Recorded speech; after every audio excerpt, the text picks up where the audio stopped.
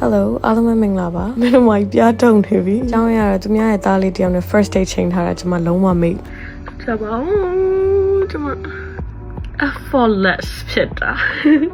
ကြည့်ကြပါဦးကျွန်မနောက်ကျနေပြီ။အားစရာအရေးကြီးရှိပြီဆိုတဲ့နေ့ဆိုရင်ရုပ်ကအရင်ထက်ကိုပိုဆိုးနေဘာလဲတော့မသိဘူး။ကဲတော့ကျွန်မအလှလေးနဲ့ပြင်ပြီးပြန်လာခဲ့ပါမယ်။ဒီလိုနေမျိုးကြမှာကျွန်မလက်သေးတွေကလည်းဘူးတို့တွေဖြစ်နေပါတယ်။ပြောတော့အချင်းကလည်းတော်တော်ကတ်နေပြီဆိုတော့ဘာမှ prepare လေးတိကျမလုပ်နိုင်တော့ဘူးပေါ့နော်။တော်သေးတယ် good hair day လေးဖြစ်နေပြီ။မနေ့ကပဲခေါင်း short ထားတာ short ထားတာလည်းမှွေးနှောင်48နာရီတောင်ထိမ့်ပေးနိုင်တဲ့ sunset နဲ့ short ထားတာဆိုတော့ခေါင်းကတော့ AC ပဲကျွန်မထပ် short စရာလည်းမလိုတော့ဘူး။မှွေးကြိုင်းပြီးတော့ပုံလေးကြနေသေးတယ်ပေါ့နော်။သွားစရာလာစရာနေတွေရှိပြီဆိုရင်တော့ sunset ကတော့လုံးဝ life saver ပဲ။ကဲတော့ပြင်လို့ဆင်လို့လည်းပြီးပြီဆိုတော့မင်းတို့မိုက်ဘလို့လဲနည်းနည်းတော့ကြည့်ကောင်းပါတယ်နော် wish me luck first day ကတော့နီးနီးနားကျွန်မ6ခွဲ marketplace မှာပဲချိန်လိုက်စားဦးစားပေးလူမိတ်ဆွေတဲ့ကောင်းလေးအထင်ကြီးအောင်လို့ဘာဘီစားဦးဝယ်ပေး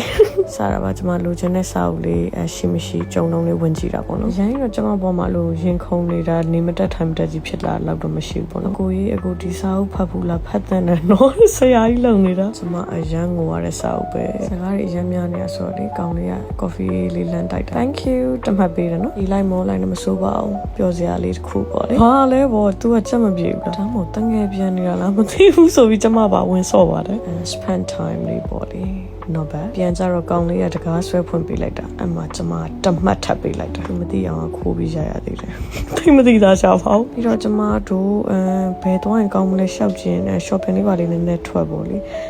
styling လေးလုပ်ပေးတာပေါ့ I can fix him ဦးစားပေးရပေါ့လေဘာစားမလဲဟိုကစားမလားဒီကစားမလားဆိုပြီးကျွန်မပြီးတော့လေကိုကြိုက်တာပဲကိုထည့်ပါတယ်ရှင်ဟိုပါဦးတူတူစားချင်တာလေးထည့်တာပါမဆောင်နိုင်တော့ကျွန်မတော်တော်ရွတ်ဘိုက်စားနေတဲ့အချိန်မှာနည်းနည်းပဲဦးချလိုက်ပါတယ်သူ first date မှာလေအဲ့လိုမျိုးအရင် awkward မဖြစ်ဘဲနဲ့လေပေါ့ပေါ့ပါလေအဲ့လိုစကားလေးဟိုပြောလိုက်ဒီပြောလိုက်ကပို့ပြီးတော့ကောင်းနေတယ်လား just be yourself ဘာမှအရင်လည်းပေးများနေကြမလို့ဘူးပေါ့နော်ကျွန်မဆိုရင်ကျွန်မရှိမှအပိုးတွေလုံနေကျွန်မအရင်သိတယ်ခုခေတ်ယောက်ျားတွေဘလို့အခြေအနေရှိလဲဆိုတော့လေးလာတာပါအမှန်တော့ခုအခြေအနေကတော့ကျွန်မ right time ဖြစ်တဲ့အတွက် right person ပဲလက်ခံမယ်နော်သူရုပ်တရက်ကြီးထားပြီးတော့ first date ဆိုတော့ရင်ခုန်နေတာတဲ့ Laras Van လေးကမှုန်းနေတာပဲနော်တဲ့မနက်ဖယ်ချိန်လေးကထားပြီးပြင်ဆင်လာတာလေကျွန်မလည်းအဲ့ဒါနဲ့မနက်ကအဲ့ရထားနောက်ကျလို့ဘာမှတော့တေချာတော့မပြင်ဆင်လာဘူး Van လေးကတော့မနေ့ကတော့ sunset နဲ့ခေါင်းလျှော်ထားတာဆိုတော့ confidence လေးရှိနေတာကောင်မလေးကနည်းနည်းလေးတော့ရှက်တဲ့အောင်လေးတော့ဖြစ်သွားတယ်ပေါ့နော်ကဲစားလို့တောက်လို့လည်းပြီးပြီဆိုတော့နှခမ်းလေးကျွန်မ touch up လေးလုပ်ပါတယ်ကျွန်မတို့ကလာတော့နှခမ်းလေးကိုကျွန်တော်အကြိုက်ဆုံးပဲအဲ့တော့လည်းကျေးဇူးပါပေါ့